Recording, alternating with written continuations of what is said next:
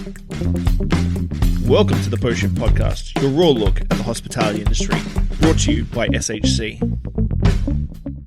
What is happening, Post Shifters? Welcome back to another episode of the Post Shift Podcast. Of course, I'm your host, Shawn Soole.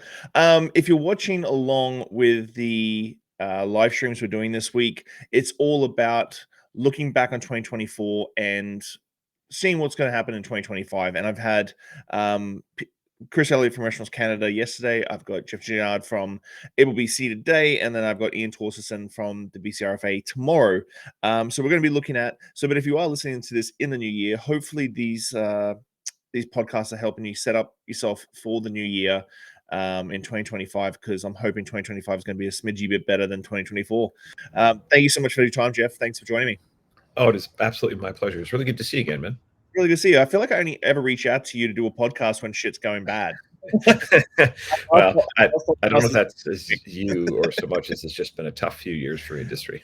Yeah, I do agree with that. Yep. So the Able BC is a non-profit organization that looks after bars, restaurants, pubs, liquor stores, and cannabis in BC, correct? That's right. And we also do work on behalf of the liquor licenses in BC's hotels as well. So we are busy. Yeah, definitely. So let's reflect on 2024, because I recently did a business survey, and the results weren't great. I had like 100 respondents, and the results weren't fantastic either. People were down on top line revenue, which sort of sets the tone for everything else, or up on top line revenue, but down on profit because of the increase in costs. Exactly. Would you describe the year for BC hospitality industry? Were there surprises, positives, or challenges? What stands out to you? Yeah, so it's been a difficult year, right? There's no sugarcoating that. And I think the easiest way to think of it is we are still experiencing the financial fallout from the pandemic, right? We've seen all kinds of changes in consumer behavior. People have less money.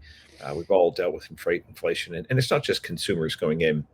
When they go to the grocery store or go to a pub or a liquor store, they see prices going up, which is why our revenue looks like it's up in a lot of cases, right? But we're experiencing those same cost increases when we're purchasing goods as well.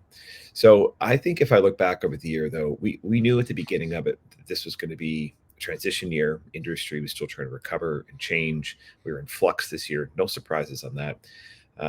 But it did surprise me how hard profitability has been. It's been extremely difficult for people to make money. As you and I sit here chatting this morning, I know that 40% of BC's hospitality businesses are still not profitable, which is why every single month there's a new article in Vancouver is Awesome or one of those publications with another list of 20 or 30 or 40 of Vancouver's pubs, bars, restaurants, little hole-in-the-wall mom and pops that just can't make it.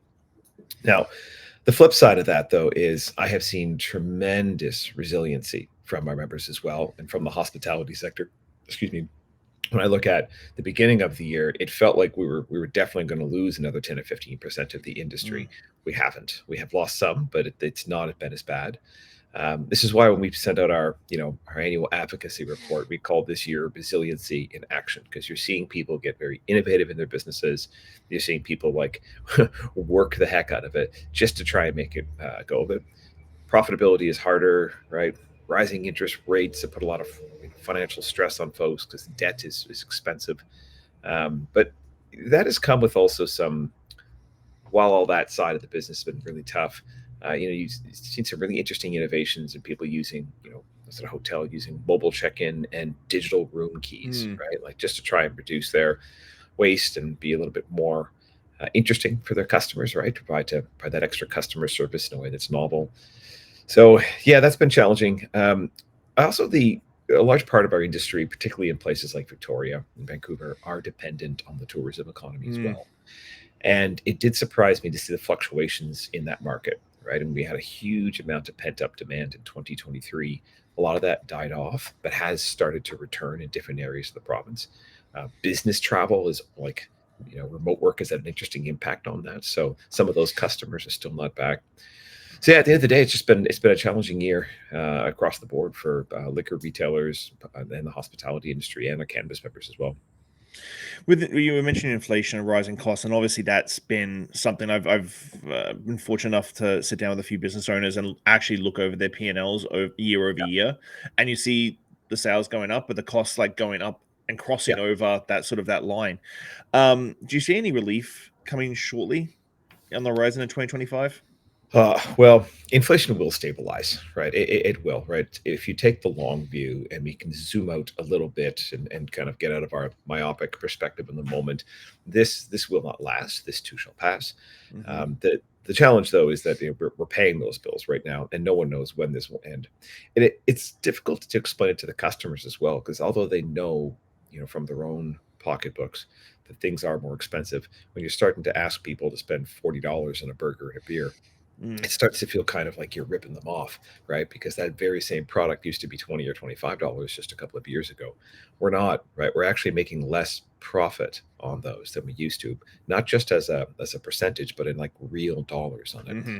Menu price inflation is not kept up with the cost inflation in our businesses, and that's because we know we already have fewer people coming out. We already have fewer bums and seats, right? And so we're making less money off of less people. So when I talked to some of our members out in, Fernie and Nelson a few weeks ago, they're saying it feels like people come out half as often and spend half as much, right? Even though they're actually probably spending more, it feels like they're spending less because there's less of an impact on your business. Or people are doing things like, they'll come to happy hour instead. They'll share a pizza as opposed to ordering two mains, and Mm. right, and they're just adapting their habits a little bit. The only good news on that side, though, is like if you're still in the business now, like the available supply of seats where people can go and eat and drink has contracted, right? Mm. We've lost some businesses out there. So there are kind of fewer places for people to go, which means when customers go out, you have a greater chance of getting some of them. And it does feel like you've made it this far. That's a really encouraging sign. And our hope is that, and we were saying this even last year, right? I think at the beginning of the year, and we always anticipated that 2024 was going to be what got us to 2025, because this is the year we expect to finally get out of the darkness. Mm. Talking about tourism, I'm going to bounce around. I got questions in front of me. Yeah. I'm going to bounce around a little bit. Talking about tourism, I've got a hypothesis the last couple of years for tourism, and I have been put on record now saying that a lot of DMOs don't encompass food and beverage enough Yeah. in their group. Like there's a lot of DMOs out there that do not have someone from food and beverage on their board. Yeah. So I find there's a lot of messaging about like, oh, hey, there's so many cruise ships we had come in, there's so many planes we had come in, there's so many people we had come in. But when I drive around town and when I talk to fellow operators, they're not seeing that in their business. I see a lot of people in the streets, but I still see empty patios and I see empty restaurants. And my hypothesis behind it is like, especially cruise ships here in Victoria, is the demo that's going on a cruise ship is very different to pre-pandemic or just after post-pandemic, and they don't have the disposable income when they come off the boat to have a dinner or have a drink. Yep. Are you Yep. seeing that as well? Yeah. There's a whole lot of drivers in there that we can't understand all of it, but I do think you're correct that customers who are doing those cruises, they're not taking advantage of the excursions as much as they used to, or they're much more price conscious on it. So they're taking advantage of the all you can eat kind of a style of that. But I think there's also just a mind shift that's necessary from the hospitality and tourism industries. Now, hospitality businesses are so focused on just trying to make ends meet and making sure they have enough staff on the line and dealing with, irate customers who are just angry at everything right now. Right, that they don't have time to think about the broader perspective on that. The hospitality industry has always kind of been ancillary to tourism, but we need to shift that perspective sometimes and see that it can take a component of it. Look at what the BC Ale Trail has done for BC's craft breweries, right? That's a partnership with Destination Bank, British Columbia, where you help people who want to come and try some of BC's craft beers organize a little self-tour so they get to go see different experiences in different communities, right, and get to have excellent quality product. Vancouver now has Michelin-starred restaurants. That has been a really big help at that price point, at least, right? Not everybody's going to go and drop $500 on lunch, right? But we have some restaurants at that price point we can now promote that way. I've lived in, I'm from New Brunswick, lived in Ontario, I've traveled across the country. We have world-class culinary experiences here.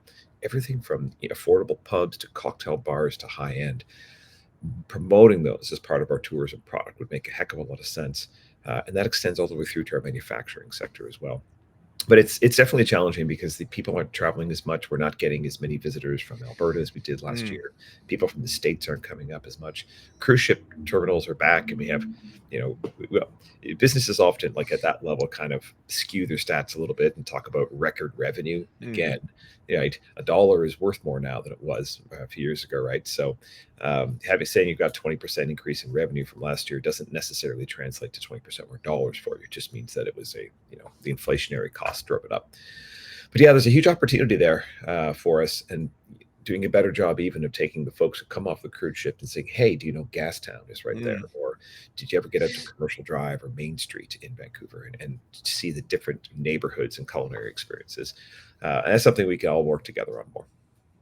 You were mentioning business travel earlier, and it does tie into tourism and remote workers, because you deal with retail as well as on premise. It's a very all encompassing when it comes to liquor sales and Yeah. drinking. I know remote working, especially governments. Again, I'm in Victoria. We're a Yep. big government worker town. Yeah, absolutely. Our happy hours are definitely a little softer than they used to be pre-pandemic, Yeah. because you don't have that. Do you find remote working, while it's great for corporations to save some money, do you think that it's directly impacting, and then also business travel directly impacting the hospitality industry? Well, I mean, one would think so, right? I mean, if you're not going to the office downtown, for example, you're much less likely to meet for an after work, drink or coffee or appetizer downtown, right? And the same thing with business travel, right? I mean, business travel actually is a bit more interesting. It is starting to rebound. It took a huge hit during the pandemic, obviously, as everybody was working from home. But that is the one area that has recovered a bit quicker than a lot of experts predicted. I saw a stat the other day that the worldwide business travel industry is expected to surpass its pre-pandemic levels this year. Awesome. It's something like $1.4 trillion. It's an ocean of money, right?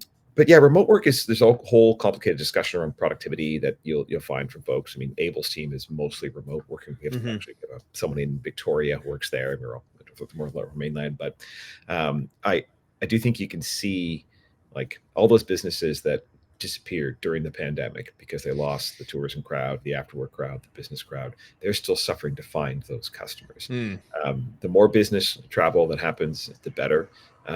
There is an interesting kind of correlate to that, though. There's a bleisure market, I think people call it now, where you have kind of business and leisure folks who are they're able to travel because they work remotely, so they can kind of go off to wherever you want to go to the Sunshine Coast and work there for a little bit. It's kind of like leisure activities and work merged together. That doesn't necessarily help the neighborhood pub down the street, right? Just trying to make ends meet and is super local, but there's a lot of shifts like that happening in the economy, which is useful to pay attention to. The big hot topic this year that I've heard from outside of rising costs, because I do feel the cost of inflation is a little bit different in the restaurant and bar industry, is because inflation outside, like for the consumer, has always sort of been like a gradual, but I find in the restaurant and bar industry, it's been a gradual and then a massive spike, and that's where people have been caught off guard, because they're used to it sort of leveling off and being a little bit cheaper than what you can get at the grocery store, but it's been a massive spike this year. But when it comes to labor shortages, are you still hearing a lot of your members complain about labor shortages, complain about the new generation, that sort of thing? Yeah, there's a few interesting things there. I mean, so overall, our industry, if you look at pubs, bars, restaurants, liquor, retail, and so the manufacturing industry in BC, a couple 100,000 workers that are in that. Our industry has contracted a little bit, so we were.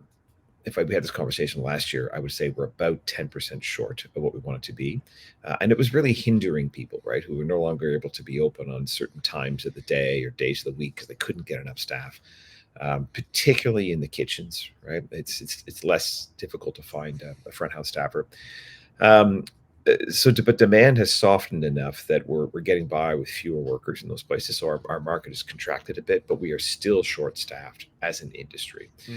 The federal government's changes to immigration policies have not helped us. I mean, I get where they're coming from. It does feel like they're trying to address a political vulnerability with policy, which is never really productive. But their point, so if you look at something like temporary foreign workers, about 7% of the market is temporary foreign workers. They want it to be closer to 5%. So they're making policy changes to reduce those workers in the market. I get it, right? But from the industry's perspective, we don't care if you're domestic or foreign, or, whatever your particular preferences are. We just want someone to work in the kitchen who can get good quality product and will show up on time. Right? That's what we want. So I think the labor market is challenging, and there are some things that drive me nuts, though. Like when we speak to government a lot about the work that we're doing and to make them understand what's happening with industry. And Ian Tossinson could tell you all about this, but last year WorkSafe knocked on our doors and started saying, well, your premiums have to go up because we're going to add in tips to your assessable payroll. Like, how can it be payroll when I don't even pay it? And it's coming from the customer. And like, I mean, I get it, a controlled tip in like a banquet facility where it's added as a service charge, but in any case, they would come in and arbitrarily decide how much tips we had collected and add to it. So you're adding costs to our businesses right now and frustration, and they couldn't even explain it well. They fortunately paused that work. But there's little things like that sometimes go to government with you. Like you're not making our lives any easier. You've got to help us out here. Just stop cutting us with 1,000 paper cuts every single day. And there's other challenges in the changing perspectives of the workforce. It's not 1995. It's not 1955. Workers expect and deserve different practices, and for sure. And I know that's frustrating as an owner to watch your piece of the business decrease. But I do think that was one of the nice things about 2024, the amount of businesses out there that have really started to change their employee practices, shift their workforce management, develop new relationship with their employees, even simple things like using AI management tools to help them plan their day better and do better scheduling, right? Like there's little things you can do to make their lives easier. And that from that side, the labor market's been quite encouraging. Yeah, the foreign worker policy reminds me a lot of what happened in Singapore. The Singaporean government had invested so much money in their own people, education, that sort of thing. And they did this massive swath of like, you need X amount of Singaporeans in the hospitality industry to have a Malaysian, which is only the country over. And we have a lot of Malaysian people literally drive from Malaysia every day. I had Malaysian workers for me when I was in Singapore. But the thing is the societal norm of Singaporeans is that it's sort of frowned upon. It's like 20 years ago here in Canada. It's like frowned upon to be in the hospitality industry. From your parents, it's like a very like, well, no, you should be a doctor, lawyer, accountant, that sort of thing. And it was really, really tough. I understand in the tech world, I understand in the banking space, but like the hospitality industry was really tough to have. It was 3 or 4 Singaporeans for every one outside Singaporean worker, and it was a really tough go to have that as a mix for your staffing, for sure. Yeah, that would be. And I get the impulse that people have a lot of time to treat immigration as a political issue, but from our perspective, it's just labor supply. And I mean, the easiest way to put it, I remember being in labor market strategy sessions with some government and industries about a couple of years ago, and they were looking at the anticipated labor needs for the whole British Columbia economy over a 10-year period. And it's basically, we needed to find 1 million new workers. And you start to be like, well, where are these people coming from? Some are going to graduate high school, university. That's a percentage of the market. Some are like me. We called interprovincial migration. I came from another province. I moved here. We have retirees re-entering the workforce. And then there's the various immigration streams. But a full 15% of that pie chart was government speak, other supply needed, which is code for we just don't know where we're going to get them, right? Now, those are pre-pandemic numbers, but we were saying 15% of our anticipated labor market growth was not accounted for. We had no idea where they're going to come from. So, like, you have to do this, you have to do that. It's like, man, I just need someone to help me run my business. I'm just trying to create a job for someone here, right? And the allegations of abuses, that is being an ass to your employees is already offside. Like, that is not what this issue is about. So anyway, it's challenging. Do you think, I think we've talked about this before. I think we talked during the pandemic was the big one. Do you think the government is starting to get to the stage where they're understanding just how big the industry is? Because we have people only work 1-2 days a week and they're transitional between high school and university and that sort of thing. I don't think they can really conceptualize outside of like, oh, we have people who work 5 days a week, 40 hours a week. That's how we can do our numbers. And then look at the hospitality space and they just don't get it. Yeah, I would say this is yes and no. I mean, we spend a lot of time meeting with legislators and politicians and bureaucrats to help them understand all that, right? And, even folks in the tourism industry, like that's even worse in some ways. I mean, tourism contributes more to our economy than fisheries, forestries, and agriculture combined, right? But we don't talk about it with that same weight. So I think the encouraging signs are right when it's not a secret anymore, right? Like we have done enough work over the last few years, particularly coming out of the pandemic, sharing those stats, telling our story. We do it in media, we do it in those meetings so they can understand. the impact of this and how large we are. I mean, we're the fourth largest private sector employer in the province as an industry. Like that matters, right? And although we may be small individually, collectively, we're a $15 billion industry spanning the entire province, right? Like we're the third or fourth largest source of direct revenue to the provincial government as well. So we tell that story a lot. One of the challenges that we do have, though, is your point about being in Singapore and people not considering good career. There's still some of that, so that old school attitude, right? That hospitality is, for the young and your first job. I mean, I'm always surprised to hear that, given I mean, I've been doing this job 10 years now. A number of these business owners and their senior staff are my friends, right? And it's not just 20-year-olds who are working in this business, right? People have careers in the hotel industry. So it is something that every association that touches this makes that part of our messaging to government. We're always telling that story. And I'll be honest, one of the encouraging things. So yesterday here in Vancouver, the BC Chamber of Commerce hosted a lunch with the premier and all the cabinet, and a bunch of folks from industry were there. And they do seem to have heard clearly from the electorate that they're expecting you to pay attention to other things, right, and other perspectives, and they're expecting you to work in the business with the business community to try and find some more solutions, because we need some help, right? Mm-hmm. So with you being directly get outside the massive challenges we've had this year already, liquor laws and regulations in BC have always been a hot topic ever since was the strike was 2 years ago now, 2 years ago Yeah, in September. I got to bring that up. Give me PTSD. Yeah. What were the key changes or wins this year for that helped operators for your perspective? Yeah, so every single year that I've done this job, there have been some changes to liquor policy. We're always tinkering with it. And I'm really proud that as an association, Able BC has been at the forefront of every single significant liquor policy change throughout our history. We won some things for our members last year, but I will say it wasn't like a huge liquor policy changing year. It's not like when we got wholesale pricing for hospitality licensees, or extended the moratorium on new liquor store licenses a couple of years ago. So there's small things. So if you are a liquor store, you're now allowed to relocate temporarily and move back to your initial location, which was a strange little thing.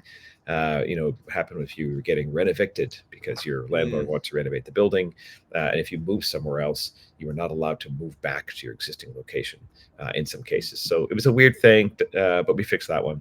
And there was also something like the licensee transfer limit. So if you own a couple of pubs, and you rented a product at one, you wanted to transfer some of your inventory, you're only allowed to do that up to $10,000 a year. For a lot of people, that's a weekly order, right? So it made no sense. So we got that increased to 100,000. And we just work in the cannabis industry, giving product samples. I think probably the biggest stuff that we did this year was sort of behind the scenes, and were not significant policy changes. Anybody who goes to a pub and plays lotto, for example, will know that they made some changes to the self-serve lottery terminals, and they did not work very well for a while. And industry lost a huge amount of money, drove customers crazy. All right. And we had this little technical issue with them. So they have cash acceptors where you put in your bill, and the machine would spit out the tickets you purchased and spit your money back out. So yeah, little stuff like that. But at the end of the day, we went to work behind there, and we were able to get our members and our businesses compensated for their financial losses during that period associated with the lottery terminals. It ended up being probably $1 million or $2 million to get that done. That's not a significant policy change that people are going to see about. You're never going to be here, in our newsletter, or Jeff on the news saying, we help get $2 million of compensation for our members. But stuff like that in this moment, this environment, is hugely, hugely important. And the last thing I would add is, we did some local stuff, right? So the city of Vancouver has a whole bunch of small policy changes around distance criteria. They had a moratorium on, allowing new liquor establishment in certain areas of the city.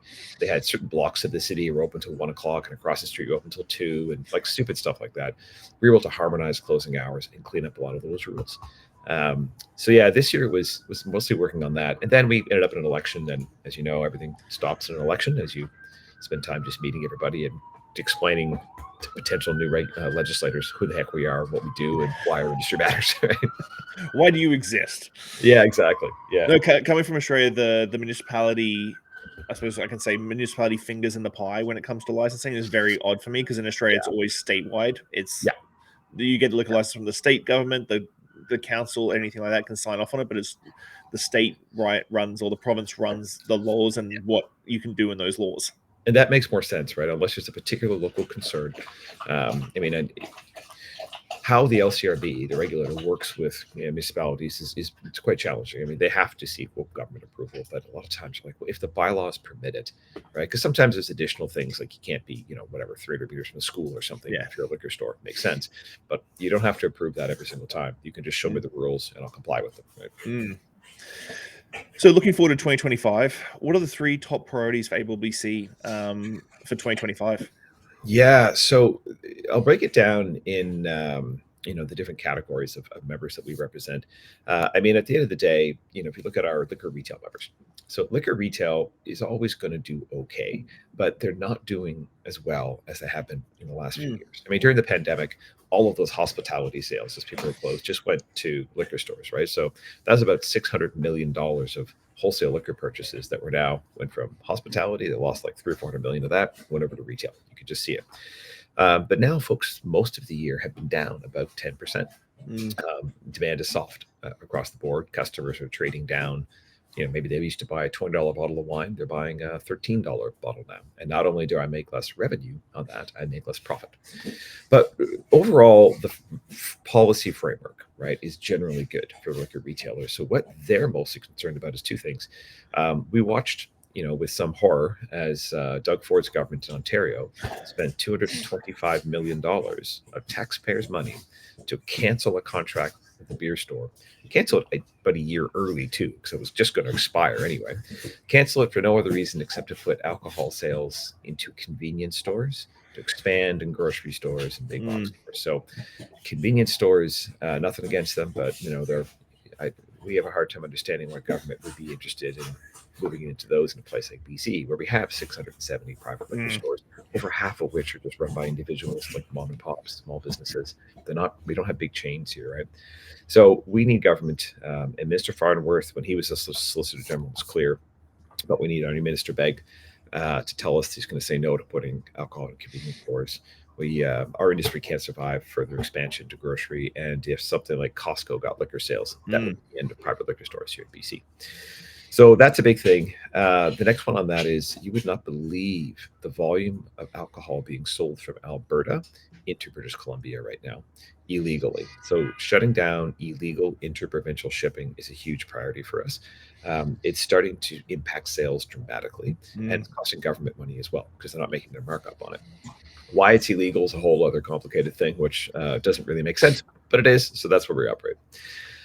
For the hospitality industry, I have to say, government, especially during the pandemic, did some great work to try and help industry. You can always do more, but that's where wholesale pricing came from. That was an $80 million investment into our industry and to our businesses. I mentioned the issues with WorkSafe earlier. We've got a whole bunch of little policy things like that about speeding up timelines for permitting, which the LCRB is working on, and streamlining some of their processes, so I don't have to send in triplicate paperwork just because you're collecting information for different government departments, right? If I already have a liquor license, why do I have to get another criminal background check, right? But the biggest thing our members are asking for now is a long overdue policy change that we refer to as licensee to licensee sales. Why is it that a liquor licensee over here and a liquor licensee over here are not allowed to do business to each other? What if you want to buy that special Amaro that government stores don't even carry from a private liquor store, and you're not allowed to do it? What if you rented a product on a Friday night and you're like, I've got a customer asking for this, just go across the street and buy it. Legally, you're not allowed. Now that everyone's buying at wholesale, makes no difference from that perspective. And I think it would just be, it's an idea whose time has absolutely come. We can take care of any reporting requirements they want, but it would allow businesses to just negotiate deals amongst themselves, based on service and product selection. And I think it would be really exciting for consumers, right? And it would allow businesses to maybe drive a bit more margin into it. So it feels like that one needs to happen. A couple of things I would say, speaking of, specialty products and fixing the non-stocked wholesale product system, it shouldn't take weeks to get a case of, special ordered wine across the land. I mean, unfortunately, it's a business that government is bad at sometimes. And it should either be privatized or you can deal with it some of it by permitting licensee to licensee sales. A restaurant could work with a private retail partner, but we'll see. I think that that is an area government has been doing some work, and I do expect we'll make progress this year. How it'll look, I don't know. And I know we're not talking too much about cannabis, but I just want to let you know how backwards that industry is still. Like it's getting there, but it feels like we're only halfway to legalization. When simple things like if you're a liquor retailer and you go to the LDB to buy your liquor, you buy it on your credit card. You're not allowed to use credit cards for wholesale purchases in the cannabis industry. And it's last year, legally licensed cannabis retailers in BC bought $500 million of cannabis from LDB. And we had to buy it all on e-transfers, and a lot of people use credit lines, right? But the credit card, it helps our cash flow, right? Like, it gives me a few weeks to kind of pay this off, so I get it, and then I can sell some of it and use that cash to pay it, as opposed to fronting everything. And additionally, I can use the points on my credit card to expenses or reward employees, right? So they just didn't want to pay the credit card fees. So we've already spoken to the minister about that, and we're saying, what a great way to like show the industry you get it and care. Like, it's a simple thing, right?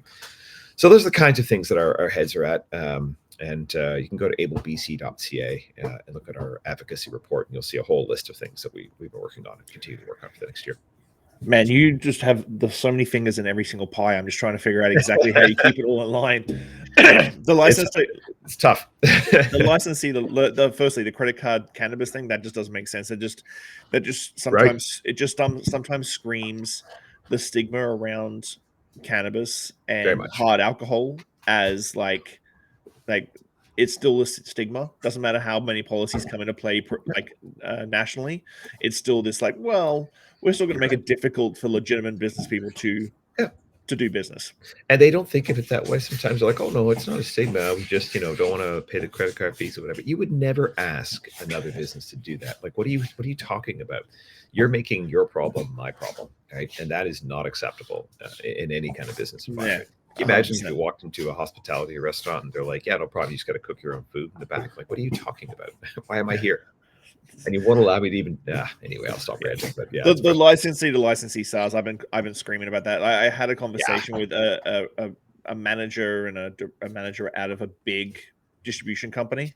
I won't mention which one. And they're like, "Well, how do we track your sales?" I'm like, "You don't care. Like, I'm not going to be buying cases of vodka from my liquor store, my private liquor store. I'm going to be still putting that through the BCL." I'm talking about that one bottle of something, or that special bottle that a guest asked for. That's what I'm talking about. I'm not talking about case buys. I'm not talking about thousands and thousands and thousands of dollars. Big orders will still go through BCL.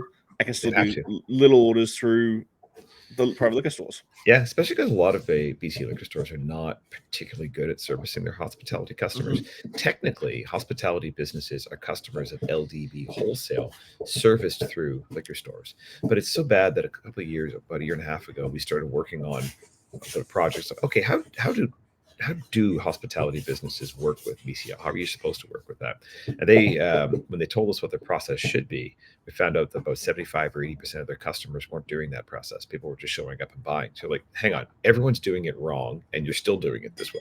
Yeah. And we worked on a hospitality handbook that actually helps explain how to do it. But at the end of the day, I think you're right. Like, we're not talking about huge case volumes. Additionally, you've already collected your wholesale markup on that. That's where, about $1 billion of the $1.2 billion the government makes off of industry every year comes from, right? So we're talking about a small amount of profit that would just be shifted in that market. And it would actually save them on labor costs as well. So it feels like a win-win-win, right? But we'll keep pushing on it. We'll see. So looking forward to 2025. How are you seeing consumer behavior shifting?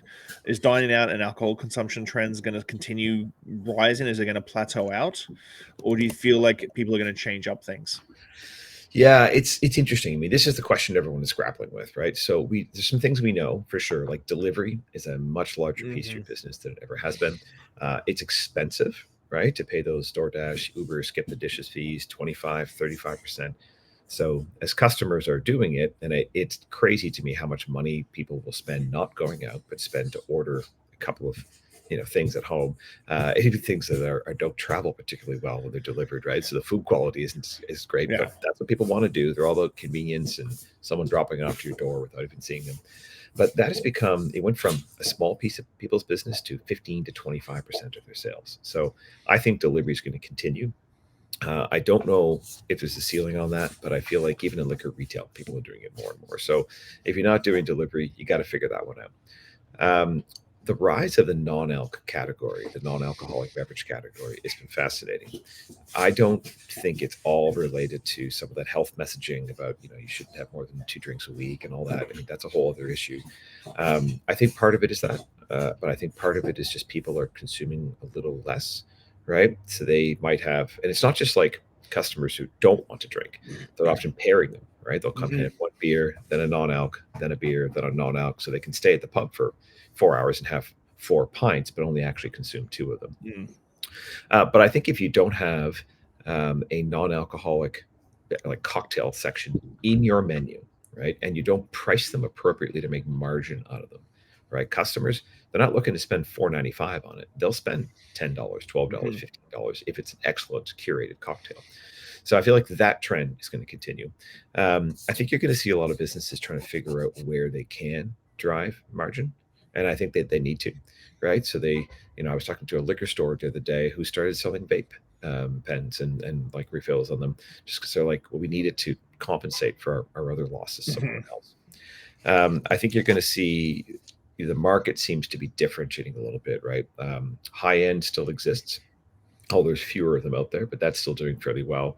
Kind of the lowest end of the market, right? The dive bars and all those cheaper places, they seem to be doing fairly well. The middle is really differentiating, and it's all becoming Cactus, right? Or Girls of Joey's, right? If you're punching in that market, you have to be very, very careful about who your customer is, I think, and who you're going after and how you're trying to build that. And I think you're going to see that piece of the market, like it's going to stabilize a little bit this year, because it seems like as businesses shift in there and we try and figure out where people are coming from and what they want to service, like that's the part that's like is going to be missing in the market for the next little while. Yeah, the Gen Z market, I've been harping on it quite a lot with the non-alcoholic drink movement. My non-alcoholic sales are up 37% over last year. Right. Liquor's down 6%. We have a super curated non-alcoholic cocktail menu that one of my bartenders look after. Yeah, you guys are great at that. The hard thing is that a lot of non-alcoholic spirits are substantially more expensive than actual spirits. I know. Like we have a non-alcoholic bourbon that is $12 more a bottle than my actual well bourbon. Like, yeah, so I do take a bit of a hit, but it's necessary. Yeah, and that's a challenging one, because as more and more customers start to choose that, more and more brands will get active in that market, and we will start to see some economies of scale.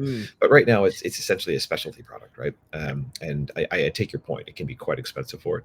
But yeah, you have to. If your idea of a non-alcoholic drink is a soda water with lime in it, you're missing the point. Yeah. But haven't you noticed that customers, even though it's more expensive, they will pay it? Yeah, we charge about $15-16 for a non-alcoholic cocktail, and we have no issues. We don't have anyone complain about it or something like that. You might have the odd person, but they're usually the person who goes for a $5 mocktail and it's a syrup citrus soda drink. And I'm like, well, we actually milk punch one of our freaking non-alcoholic cocktails. Like, we're not just slapping stuff together. We actually put some love and care into it. Yeah, and I think that could contend that trend will continue, and I think consumer behavior is going to shift around that. The other thing, I don't know when customers are going to have the pre-pandemic disposable income to go out and continue to dine, right? I have been hearing some encouraging things from the nightlife, the pubs and bars and clubs in there. It's getting a little better. Like that demand was pent up after the pandemic, and then people are like, wow, it costs a lot to go out. But that does seem to be starting to come back a bit. It's just like that, that late night extra drink, extra kind of snack that doesn't seem to exist as much anymore. And I do wonder if it'll be this year that one starts to come back, because I feel like some places are starting to cater to that and customers are getting interested again. That's one of the reasons we're working on getting, legal bottle service here in British Columbia. It's not allowed. You can leave a bottle of wine on the table, but you can't leave a bottle of vodka, because the world's concerned you're going to drink it all by yourself, I guess. And which is, not what happens around the world when other places allow this. Yeah, but it'll be interesting. I mean, I think so much of consumer behavior is really just driven by economic factors that are beyond any of our individual control. Though we can speculate we want, but the real trick here is we need our governments to be spending a lot of time and attention on balancing their budgets and getting their economic house in order, and that will have really positive impacts on the economy overall. Yeah, 100%. On a personal note, what keeps you motivated to do this? Like you said, you've been doing this for a while. Insanity. You've been doing this for a while, and I can see that there's going to be mornings when you wake up and go, "Fuck, I don't want to do this." Yeah. But what keeps you motivated? Well, there's a few things that work for me. I mean, like a lot of people during the pandemic, my job got insane, and I really had to start to pay more attention to my own mental health and how I made sure that I was staying focused and happy and productive. I mean, I try and make sure that I have I've got a good personal life. I just got married a little while ago, and I focus on having good partnerships and good relationships and all that, and that keeps me generally happy.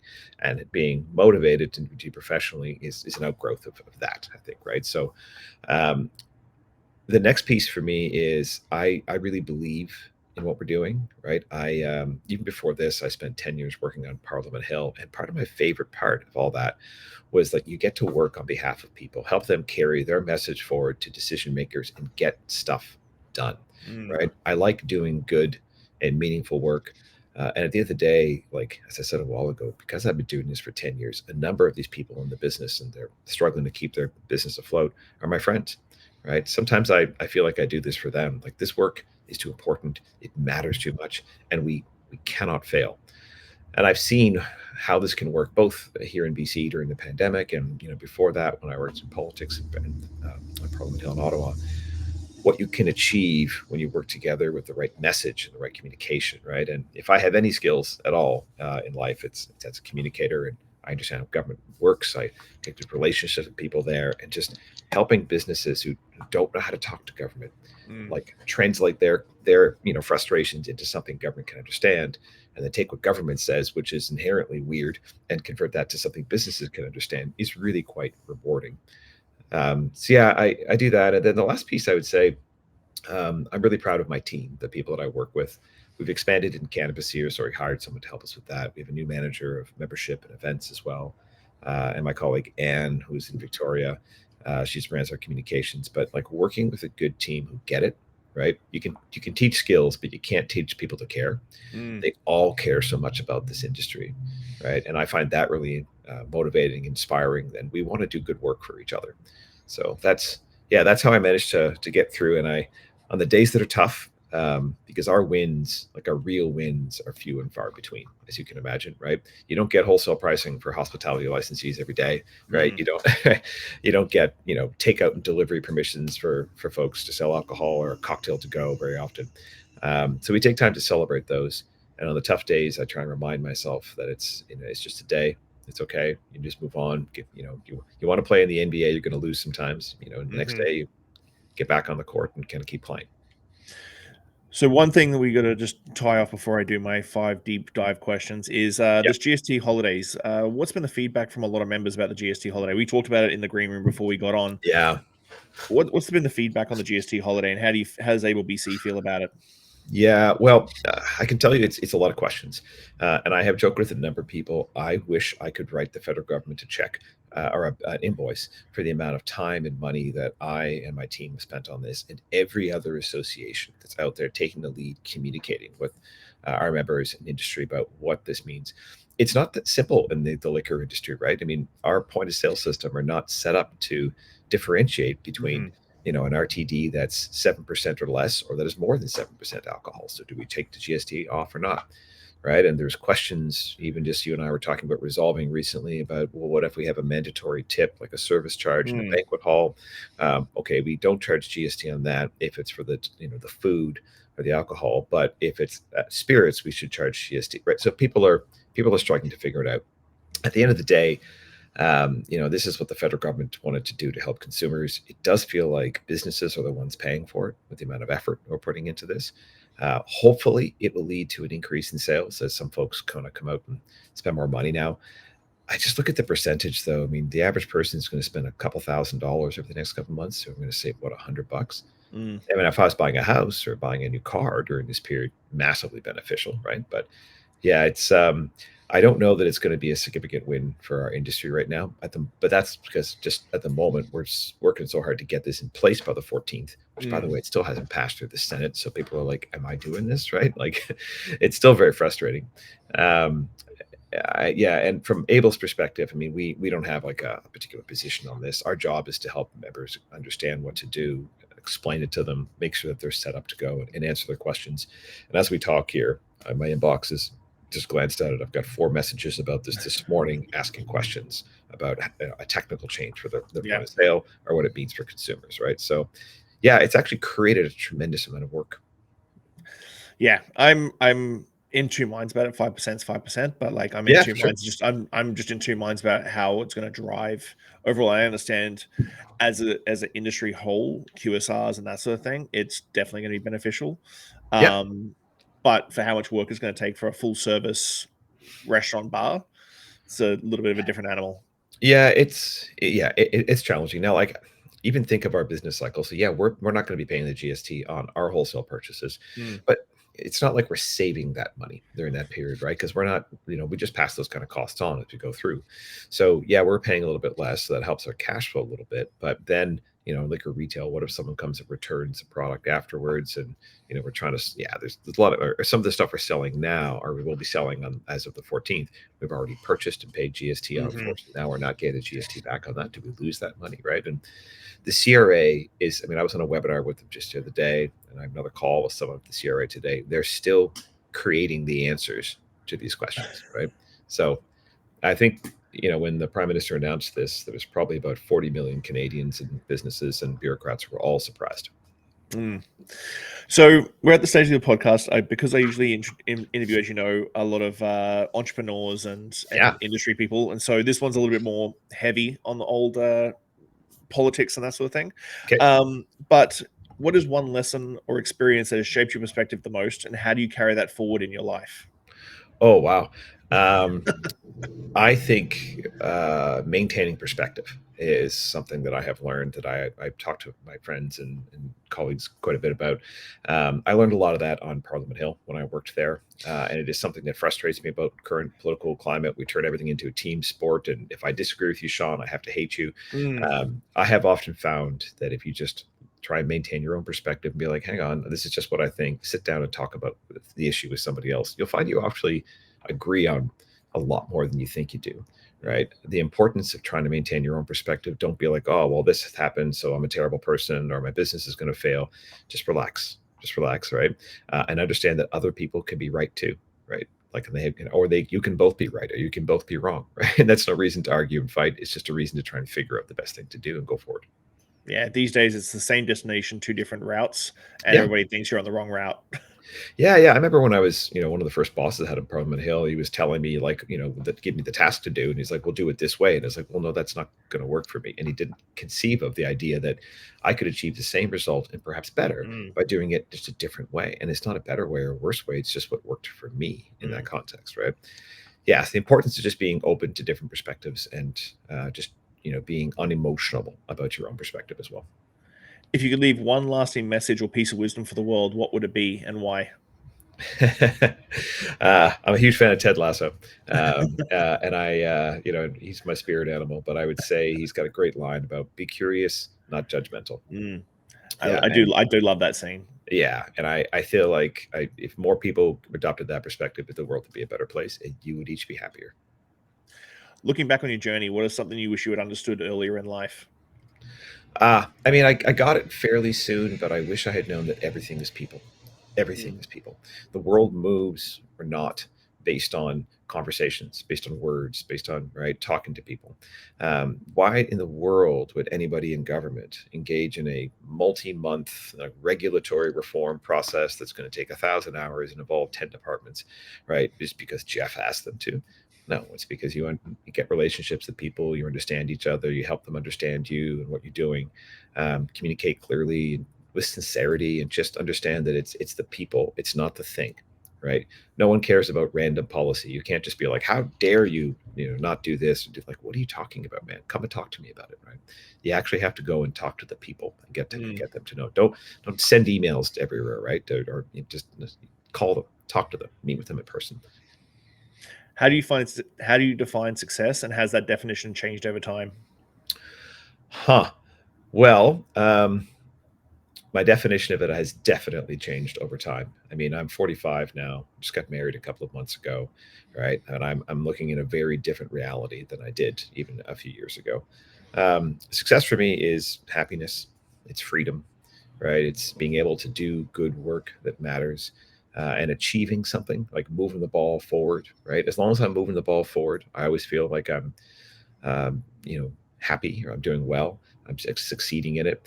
And at the end of the day, I gotta look myself in the mirror every day and make sure that what I have done that day, what I'm doing tomorrow, had integrity to it. Integrity and ethical standards are huge priorities for Able as well. We do good work with the right intentions, and we do it with sincerity. As long as I'm doing those things, I feel like I am successful at what I do. Getting paid, and that helps as well. What do you hope your legacy will be, and what steps are you taking to build it? I'll be honest, I don't think too much about legacy. And at my age, and getting ready to start a family and all that, I suppose that I will begin to think more about that. I also, when I look at even the impact we've had on the liquor industry in the time that I've been executive director of Able in the past 10 years, people sometimes say, well, nothing has happened, no changes. I'm always like, you screw off for a second, right? Like, I'm literally living this every single day of my life and do it full time. We have made so much progress. I do wish people would take that long view a little bit more often, but I get it. It's hard to do that when you're in there. I don't expect anyone to look back and say, "Oh, wow, we Able to do much this," or like to think like that. People forget things too quickly. I think I like our legacy where it is in the present right now. That people rely on us and trust us, and that we're dependable.